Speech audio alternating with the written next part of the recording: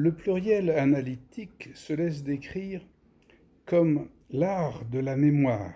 qui a été établi, décrit, instauré au début de la Grèce républicaine, de la Grèce antique par Simonide de Chéos et qui avait été transmis, qui a été retransmis à, à Rome par Cicéron. De là, à partir de là, l'art de la mémoire a persisté, continué, traversé, accompagné la civilisation en Europe, euh, en faisant le cœur de l'hermétisme, jusqu'à ce que cette doctrine soit éteinte s'éteigne avec l'exécution de son leader, qui était Giordano Bruno, en 1600,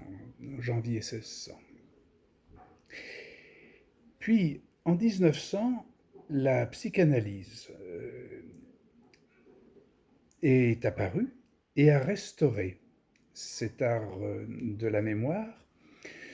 d'autant plus qu'en 1950, elle adoptait la cybernétique et puis en 1985, en, en, en se rapprochant de l'écologie, elle, elle s'acquit les ordinateurs et l'informatique. Le changement,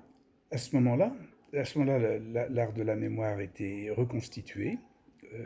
et s'appelait la psychanalyse, mais son changement était le fait que, avant la Renaissance, l'art de la mémoire comptait une seule personne qui animait, si on peut dire, cette mémoire collective, tandis qu'à partir de sa transformation par la psychanalyse, chacune des personnes d'un ensemble, d'une communauté, exerce cet art de la mémoire. C'est pour cela qu'on appelle une société informatisée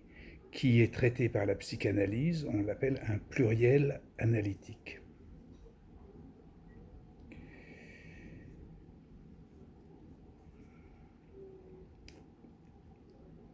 Il s'agit d'une forme de thérapie qui s'applique aux collectivités, aux communautés, aux entreprises, voire même à la société, en se distribuant tout autant aux individus et aux membres de ces communautés.